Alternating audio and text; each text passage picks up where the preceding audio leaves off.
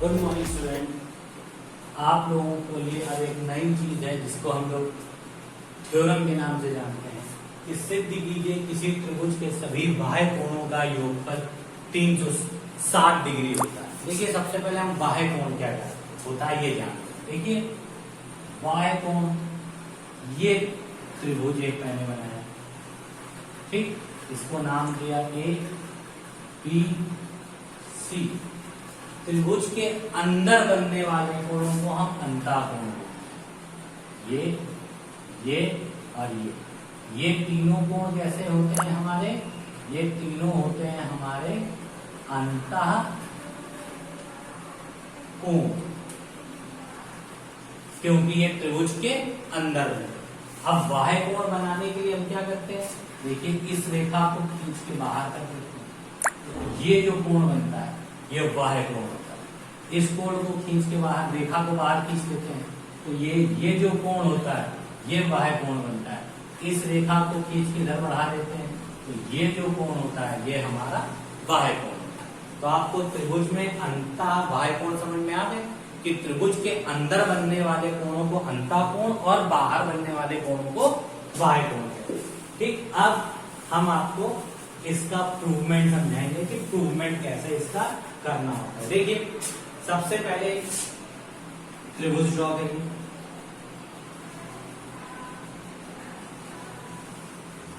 इस त्रिभुज के सभी अंतःकोण पहले नाम लिख लीजिए, ए बी और ये सी। सबसे पहले अंतःकोण बनाइए, इसको 1, इसको 2 और इसको 3, ठीक है। अब इसका बाह्य कोण बनाने के लिए हमने बताया था इस रेखा को बाहर बढ़ा लीजिए, तो ये बाह्य कोण हो गया, इसको नाम दे दीजिए 4। अब सी का बाह्य कोण बनाने के लिए सी रेखा को बाहर खींच लीजिए, इसका नाम दे दीजिए 5। ए को बनाने के लिए ए रेखा को बाहर खींच दीजिए, इसका नाम दे दीजिए 6। तो ये आपके बाह्य कोण। अब देखिए बाह्य कोण की एक थ्योरम होती है, याद रखिए क्या होता है कि किसी त्रिभुज का बाह्य कोण यानी एक्सटीरियर एंगल उस त्रिभुज के सम्मुख अंतः कोणों के योगफल के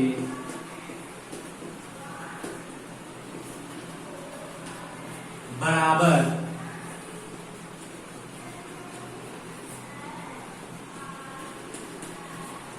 होता। देखिए अब हम इसको एक छोटे से फिगर के फॉर्म में समझा दें कि कैसे क्या चीज होती है। देखिए कि इस फिगर में ध्यान से देखिए, आपको समझ में आ जाएगा। अब हमको जब ये पता है कि किसी भी त्रिभुज का बाह्य कोण जो होता है वो सम्मुख अंतःकोण के योगफल के बराबर होता है। सम्मुख का मतलब होता है सामने वाला। अब देखिए हम सबसे पहले कोण 5 की बात करेंगे, ठीक, फिर हम कोण 4 की बात करेंगे और फिर हम कोण 6 की बात। तो सबसे पहले हम कोण 5 की बात करते हैं, तो जो हम जिस कोण की बात कर रहे हैं केवल उसको याद रखें, बाकी के बाहरी कोणों को हम छुपा दें। देखिए बाकी बाहरी कोणों को हमने देखे छुपा दिया, ध्यान से देखिए, ये हमने बाकी बाहरी कोणों को छुपा दिया। देखिए कोण 5 के बगल में कोण 3 है, ठीक है, पर सामने नहीं है। तो कोण 5 के सामने क्या है? 1 और ये 2, क्योंकि सामने के अंतःकोण की बात। देखिए कोण 5 के सामने क्या है? 1 और 2। तो कोण 5 बराबर हम लिख सकते हैं कोण 1 प्लस कोण 2। ये चीज समझ में आ गई। अब देखिए अब हम हटा रहे हैं। अब अगला हमें किसकी बात करनी है? कोण 4 की। तो कोण 4 की बात करनी है तो कोण 6 मेरे लिए बेकार है, क्योंकि उसकी तो बात ही नहीं हो रही है, और कोण 5 भी मेरे लिए बेकार है। देखिए जब कोण जब कोण मेरा 6 और 5 को छुपा लिया तो देखिए 4 के सामने कौन कौन से कोण आ रहे हैं, एक कोण 1 आ रहा है और एक कोण 3 आ रहा है, क्योंकि 2 वाला मेरा बगल वाला कोण है। तो हम इस पे क्या लिख सकते हैं, कोण 1 प्लस कोण 3।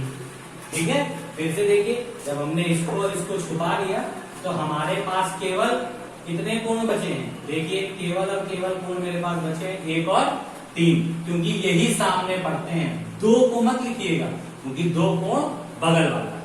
अब कोण 6 की बात करते हैं। जब कोण 6 की बात करते हैं तो इस पे ध्यान रखिए, जब कोण 6 की बात करते हैं तो कोण 6 को छुपा लीजिए। अब जब कोण 6 छुपा लेते हैं तो हमको अंदर वाले कोण देखने हैं, बाहर वाले नहीं। सॉरी, कोण 6 की बात कर रहे हैं तो कोण 4 और कोण 5 को छुपा लेते हैं। अब देखिए कोण 6 की बात कर रहे हैं, कोण 4 और 5 मैंने छुपा लिए, तो अंदर कोण कौन कौन से बन रहे हैं, कोण 2 और कोण 3, क्योंकि एक जो उसके है वो उसके बगल में बन रहा है। तो हम क्या लिख सकते हैं, कोण 6 बराबर कोण 2 प्लस कोण 3। ठीक है, देखिए जब हमने कोण 6 की बात की थी तो 4 और 5 को छुपा लिया था, तो 2 और 3। ठीक है, अब मैं आपको एक बार रफ करके दिखा दे रहा हूं। देखिए जब मैं कोण 5 की बात करता हूं तो कोण 6 और 4 हटा देता हूं। देखिए जब कोण 6 और 4 हटा दिए तो 5 के सामने 1 और 2 मिला, तो हमने 1 और 2 लिखा। अब यहाँ पे हम कोण 4 लिख दे रहे हैं, यहाँ हम कोण 6 लिख दे रहे हैं। अगली बार जब हम कोण 4 की बात करेंगे तो 5 और 6 मिटा देते हैं, तो कोण 4 के सामने कौन सा कोण पड़ता है, 1 और 3। और वैसे ही जब कोण 6 की बात करते हैं तो 5 और 4 को हटा देते हैं तो 2 और 3। तो ये हमारा समीकरण 1 हो गया, ये समीकरण 2 और ये समीकरण हमारा 3। तो समीकरण 1, 2, 3 को जोड़ लेना, समीकरण 1, 2 और 3 जोड़ने पर देखिए जोड़िए, कोण 5 प्लस कोण 4 प्लस कोण 6 जोड़ दिया। इधर वाली लेफ्ट हैंड साइड पे जुड़ती है और राइट हैंड साइड इधर जोड़िए, क्या आएगा, कोण 1 प्लस कोण 2 प्लस कोण 1 प्लस कोण 3 प्लस कोण 2 प्लस कोण 3।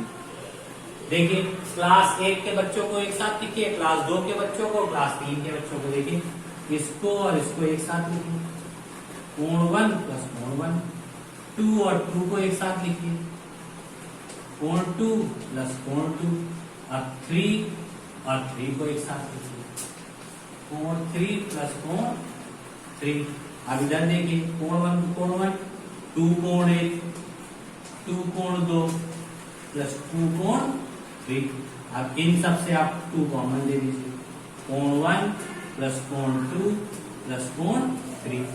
अब ये देखिए कोण 1 प्लस कोण 2 प्लस कोण 3, ये त्रिभुज के कौन से कोण है, ये सारे अंतःकोण। और ट्रायंगल की प्रॉपर्टी क्या होती है कि त्रिभुज के सभी अंतःकोणों का योग कितने डिग्री का होता है, 180। तो इस पूरी जगह हम क्या लिख सकते हैं, 180। अब जब मल्टीप्लाई कर देंगे तो 360। देखिए ये मेरा सिद्ध हो गया कि किसी भी त्रिभुज के बाह्य कोण मेरे क्या है, कोण 5 कोण 4 प्लस कोण 6, इन बाह्य कोणों का योग कितने डिग्री का होता है, 360 अंश का होता है।